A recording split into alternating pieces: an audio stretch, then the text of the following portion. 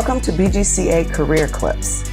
Today, we're diving deep into the technology industry and specifically esports. We're going to talk to Jeff Palumbo.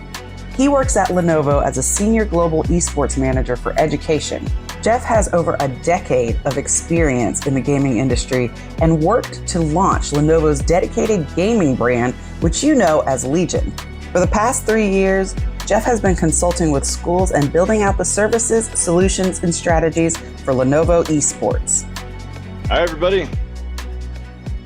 Thanks for having me.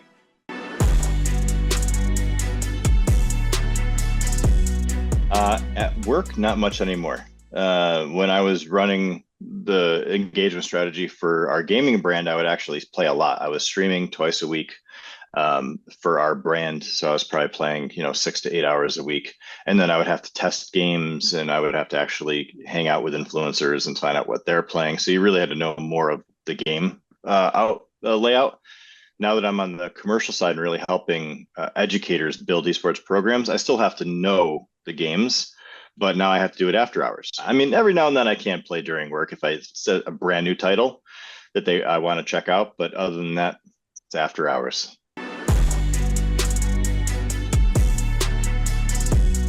So right now, my favorite game that I play is Apex Legends. There's two reasons for that. One, it's a kind of a quicker game. But the other part is my 10-year-old also plays Apex Legends with me.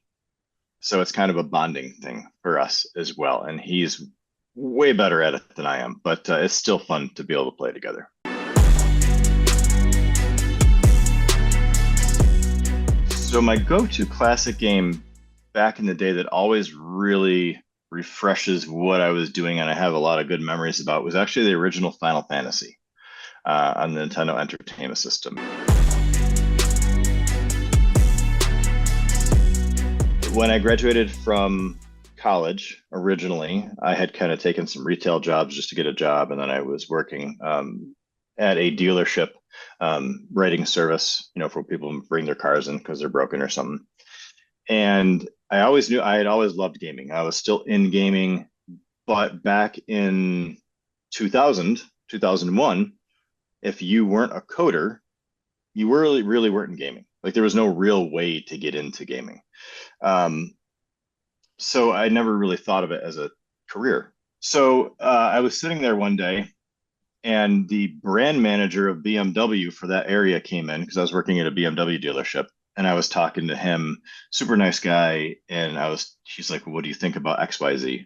And I was telling him about all these different methods and how we could make things better and how they could integrate into, what if this was a simulator with gaming and all this stuff.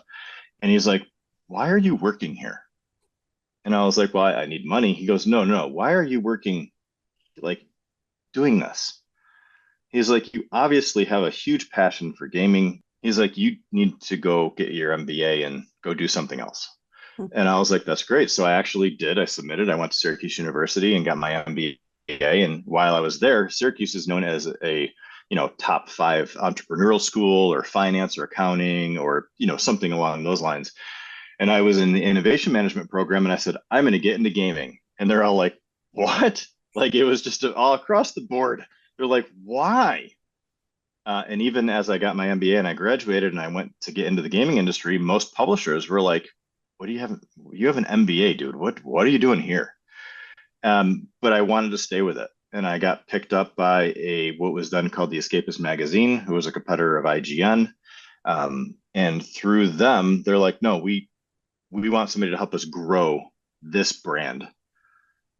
You have a different background of marketing and innovation. We want to see what you can do. And after 4.5 years, I had brought them from 26 million page views a year to 60 million page views a year. And they had one interactive event when I started. By the end, we had 30 interactive events per year. So it just took somebody seeing that I was different and that they needed something different from somebody from outside to look in and do something a little different in order to kind of pick us up. And then that really launched my career into gaming.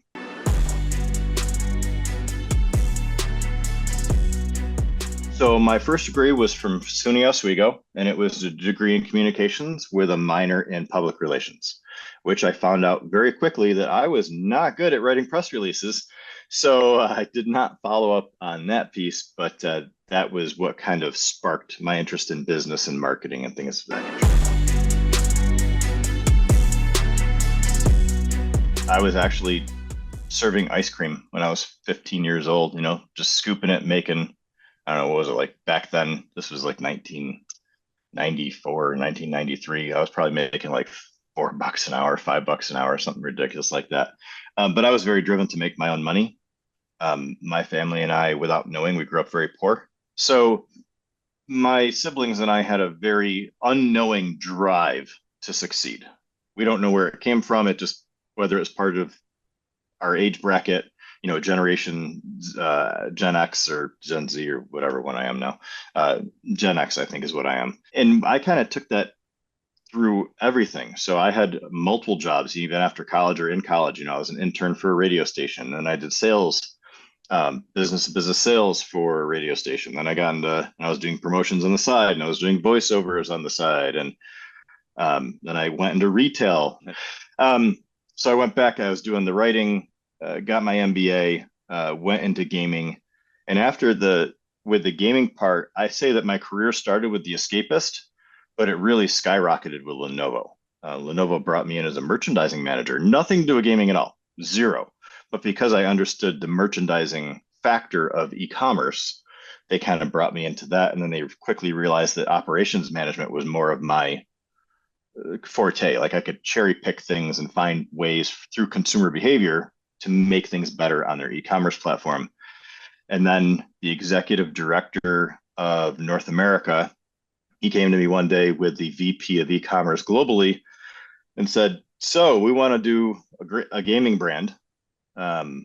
We hear you're the only person at Lenovo out of 20,000 plus people that has actually worked in the games industry. Tell us what you used to do."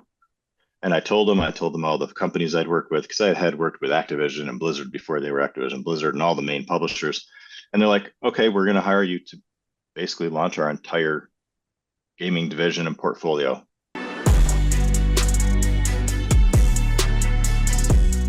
So now as the solutions manager, I guess I wear a lot of hats at Lenovo now. My title is, senior global esports manager, but I do a lot of stuff because of my background. So I actually get to do a lot of cool things.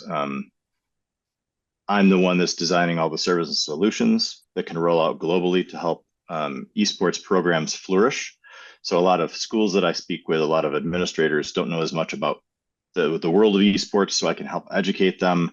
And then PCs are kind of like the easy part, right? They're a tool, but if people don't know how to use the tools, nothing succeeds. So I really get to help, and now some of my colleagues as well get to help set up those building blocks to make a school successful. And the solutions I bring to market help them to either automate it or make it easier or make student success easier, whatever it might be. So I get to work on all those, but I'm also our consultant internally as well. So I'm helping different geographies launch their esports programs internally for Lenovo Esports. And I also sit on a couple boards. So I sit on the esports board for the Special Olympics of North America, and I help them. I have given my time to the USO to help them.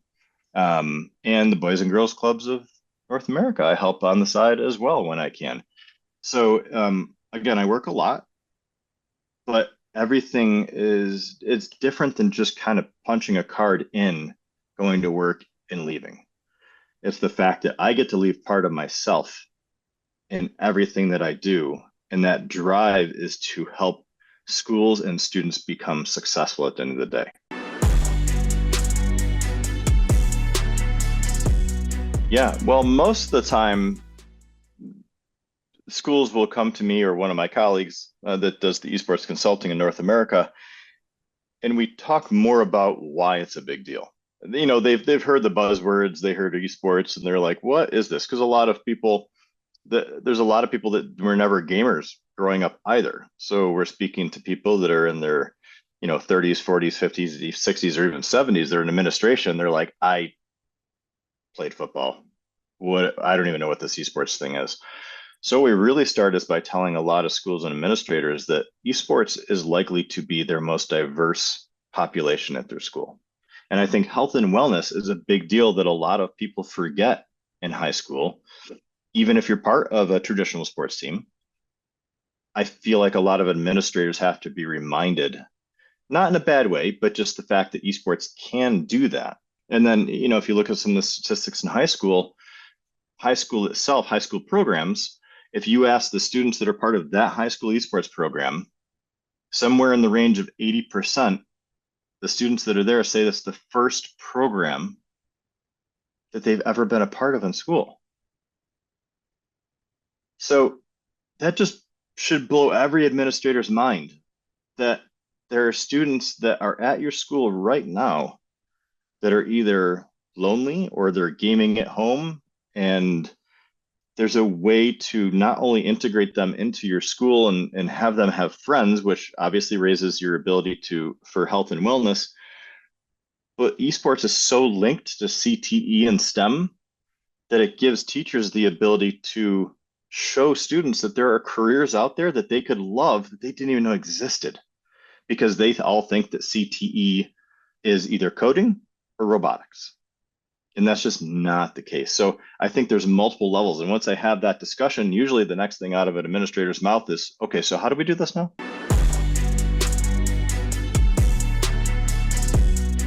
What I really focused on in what I was good at, and I guess continue to be good at, is innovation.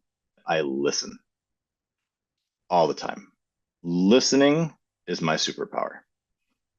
I listen to teachers. I listen to engineers. I read a lot. And through listening, I start to develop gaps in what they complain about or what they would like to see. And I take that data and see if I can integrate it, change it, implement it into something that is usable. How can we fill that gap? And that's really what I'm good at. But I think the other piece is kind of sticking to your guns and being stubborn to a point of I'm not going to fail. And I'm not going to fail because I think what I'm doing is right. I have the data to prove that I'm right. So how hard-headed can I be and really make something happen? And that sometimes backfires because there's a lot of people that don't like that. But at the same time, the reason I've been successful is because I've told people, I feel it should be this way. Here is what I have proven out. This is what we should do next.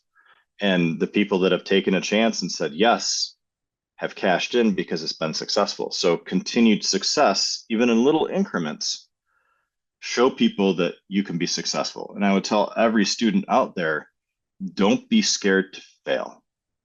I think a lot of students right now feel like they have to be 100% correct all the time. And what you have to be is 100% open all the time. If you have a superior management chain that allows you to do that, or you have the drive to continually try to make something better because you have something proven that it should work, then success will come as long as you just keep on trucking. But if you're just like, it didn't work, I'm done. This is not the job for me. You're never going to be successful. The people that kind of keep on going and can take constructive criticism and get a mentor that really does want to see them succeed and feel like you're okay to fail, fail, fail so that you can succeed. When you do succeed, it's going to feel 10 times better, but you're also going to you're going to have all this experience of what didn't work that you can also pass on to other people to help speed them up. So it's just one of those things. So feel okay to fail, but eventually you do have to succeed as well. But if you have the right people around you, you will.